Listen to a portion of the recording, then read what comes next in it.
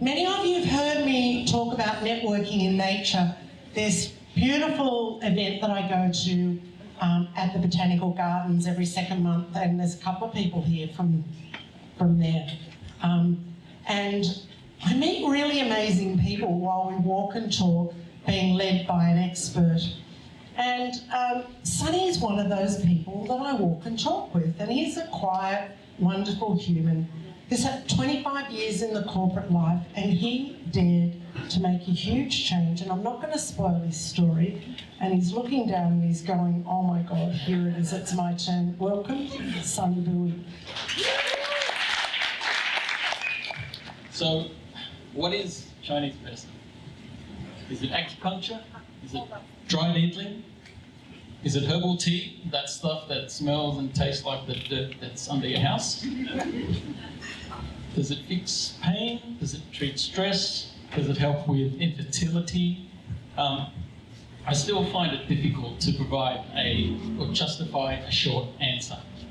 And what happens, it goes something like this.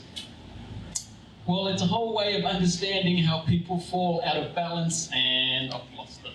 It's, the confusion is understandable. It's hard to define, Chinese medicine, hard to define, hard to learn, hard to explain. But I came to understand it not just through textbooks alone, but through my own story. So it started in 1975 in Vietnam, when I was born, at the end of the war. So it's the war that my dad and my uncles fought in for the South, believing in freedom. But that, unfortunately, also qualified them for an extended stay at the communist re-education camp later on.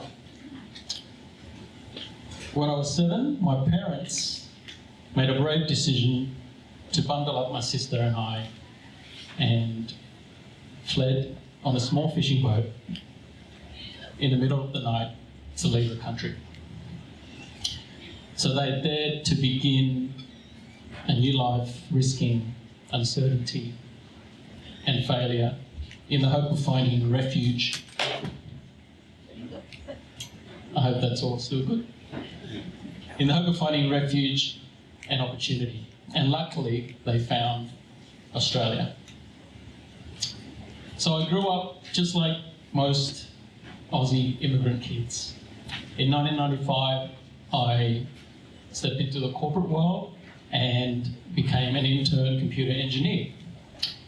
It was good, it was structured, it was stable. But in 2015, when I turned 40, it wasn't so stable.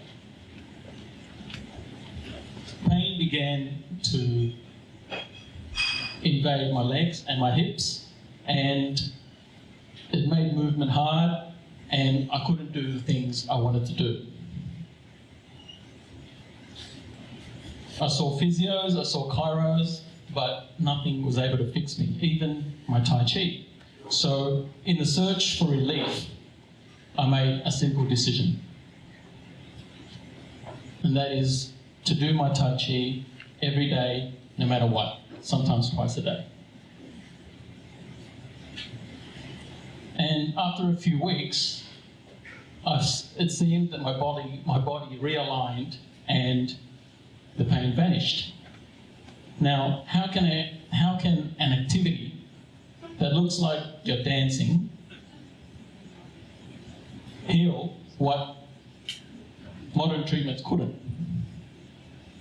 It felt like I had discovered a code, a secret cheat code for my body. So Tai Chi was a tool that I had all along, but I didn't really understand.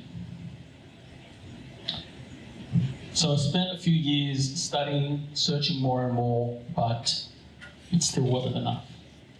And during that time, I noticed people around me, their health deteriorating, and it seemed like they didn't have enough effective options for treatment. So in 2019, I decided to take a part-time study into Chinese medicine, and thinking I could dabble while keeping my corporate job. But in 2023, I came at a crossroads. I wasn't doing justice to either path.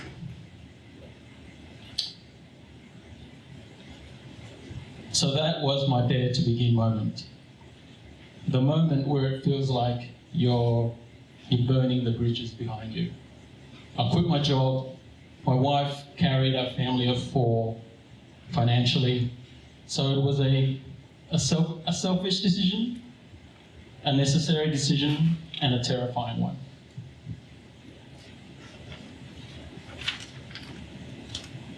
So I graduated in 2025 with many answers that I was looking for, but I had a bigger bucket of questions that I needed answering, because Chinese medicine doesn't give you neat prescriptions.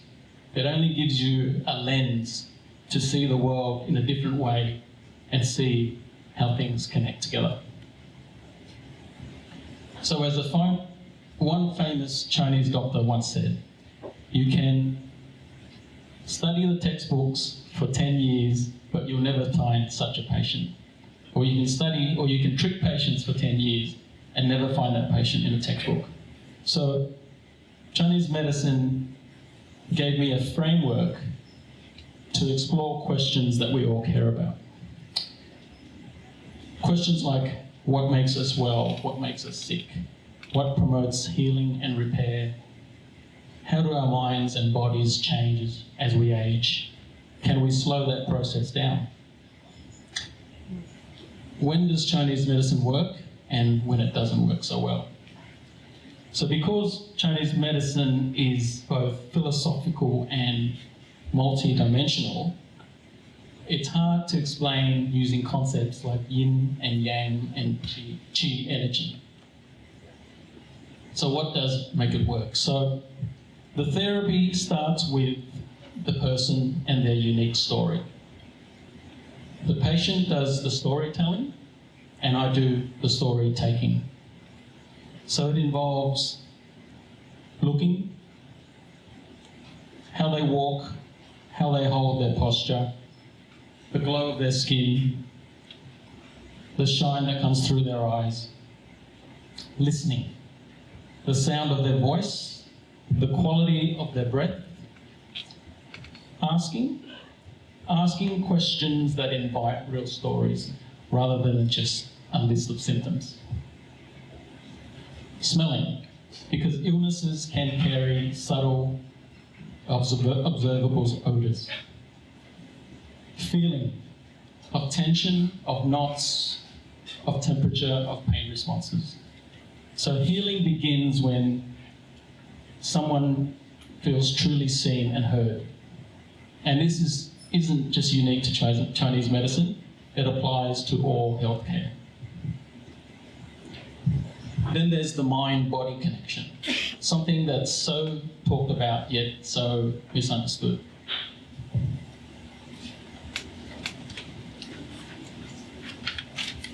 So when we get sick, is it the illness that has broken our mind-body connection, or did our weak mind-body connection invite the illness in? As we age, do we age faster because the link between our mind and body fades, or has that link faded because we failed to nurture it?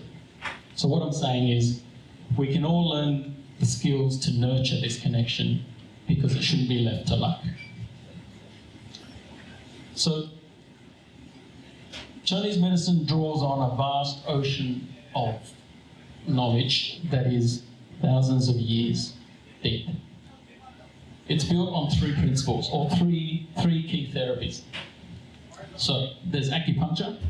Think of it as not just pins for pains, but a way to access our internal communication network. There are channels of energy literally running from our brain right through to our fingertips and our toes. And the needles are like tuning forks, bringing the system back into harmony. Then there's herbal medicine. So the ancient doctors learned how to customize, put together various herbs in the right quantities to be able to coax the body back into balance. And these could involve roots and leaves and branches and seeds. And some of the formulas could be hundreds and thousands of years old. So, for example, evil bone water can help mend injuries and reduce pain.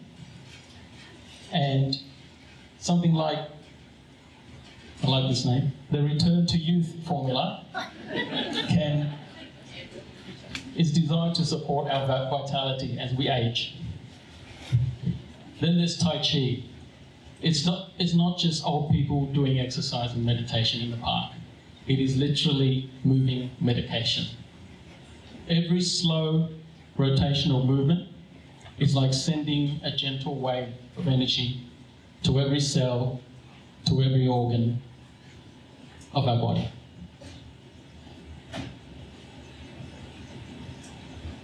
So when we walk, our joint movements are linear, and it looks like this. When we do Tai Chi, the movements are spiral and folding, like this. So it stretches and massages, nourishes, energizes every joint, every cell, every organ. So what makes Chinese medicine work? How does this ancient approach truly sing? So over the years, I can see that true healing depends on the three bodies and the three principles. The three bodies. There's the physical body, our structure, our organs, the mental body, our emotions, our feeling of connection, and the energetic body, our vitality, that life force that modern medicine often overlooks. Then there's the three principles. Connection. Connection of all things internally and externally. Integrity. All things working together, trusting each other. And balance. All things maintaining harmony with each other, respecting each other.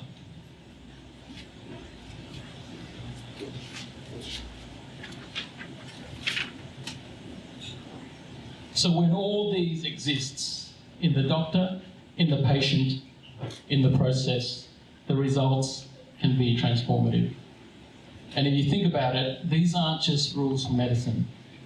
They're the laws of nature, of life itself. So today, in the age of social media, AI, influencers, constant information overload, maybe the question isn't, what more can we do? Maybe the better question is, what is missing? Think back to the physical body, the mental body, the energetic body. Back to the principles of connection, integration, and balance. What are we missing in our health journey? The wisdom of Chinese medicine can remind us that less is more. It's about reconnecting with what's already there. Perhaps daring to begin with simplicity. Thank you.